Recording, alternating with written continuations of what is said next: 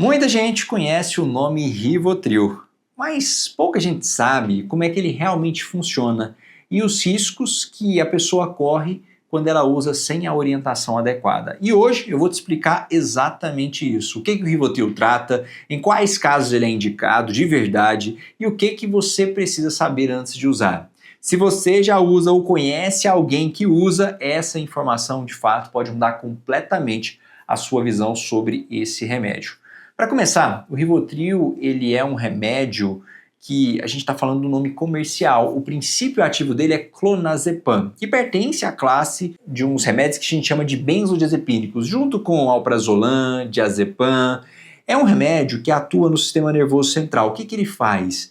Ele causa relaxamento, ele tem um efeito ansiolítico, ou seja, reduz a ansiedade, diminui tensão muscular, miorrelaxante e tem um efeito anticonvulsivante em doses altas. Mas quando é que a gente prescreve ele? Porque ele parece que é o vilão da história hoje em dia, né? Mas o Rivotril ele ainda tem muito espaço na hora de a gente tratar vários transtornos mentais. E o que eu destaco aqui é para a ansiedade. Quando a gente pega um paciente num ataque de pânico, por exemplo, o que ajuda a tirar esse paciente do ataque de pânico é um benzodiazepínico, é um Rivotril. E às vezes, quando a gente trata inclusive o transtorno de pânico, a gente coloca o remédio que vai tratar o transtorno de pânico junto com o Rivotril. E aí depois, quando o remédio, por exemplo, a sertralina ou estalopram está fazendo efeito, a gente vai retirando o Rivotril. A mesma coisa vale para transtornos de ansiedade generalizada, porque o sertralina, estalopram, antidepressivo, demora 2, 3 semanas para fazer efeito, enquanto que o Rivotril ele já age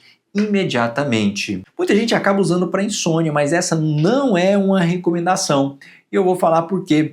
Porque ele está associado com tolerância, dependência e abstinência, que eu vou detalhar um pouco mais esses conceitos daqui a pouco. O Rivotril ele também pode ser utilizado para tratar convulsão, mas acaba que a gente dá preferência para outras medicações quando a gente está falando de fato de convulsão, de epilepsia. Então, é importante você entender que o Rivotril não é simplesmente um calmante, como muita gente pensa. Ele é um remédio, sim, que tem as suas indicações. A principal que eu falaria aqui é, de fato, para essa crise de ansiedade, quando a gente inicia o tratamento, até o antidepressivo fazer o efeito.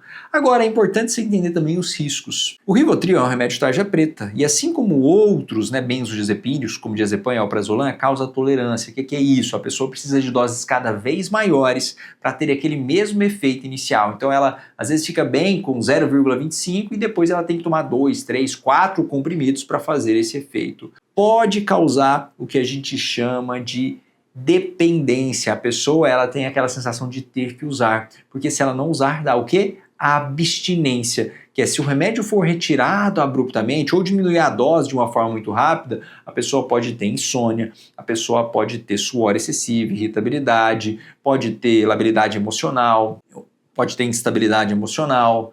Essa pessoa pode chegar a ponto grave de ter até uma convulsão, pode ter alucinações. Isso sem contar que a pessoa, quando ela usa o Rivotril, ela não pode sair dirigindo.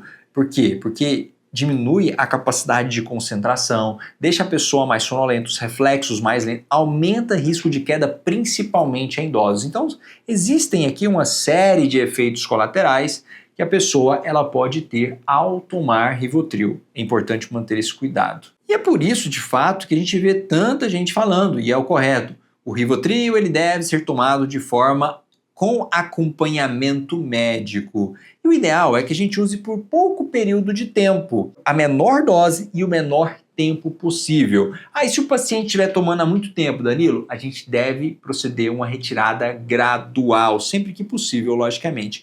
E quando for utilizar no longo prazo, é importante a gente colocar na balança risco-benefício. O Rivotril, de fato, é um remédio poderoso, que pode ser útil aqui em uma série de condições, como eu disse, mas destaco principalmente os quadros de ansiedade. Se esse conteúdo foi útil para você, deixa seu like, se inscreve no canal e ative o sininho de notificações para que você não perca meus vídeos. E me conta aqui nos comentários, você já usou Rivotril? Como é que foi esse uso do Rivotril? Teve algum efeito colateral? Foi positivo? Não foi? Me fala aqui, compartilhe sua experiência. Um grande abraço e te vejo num próximo vídeo.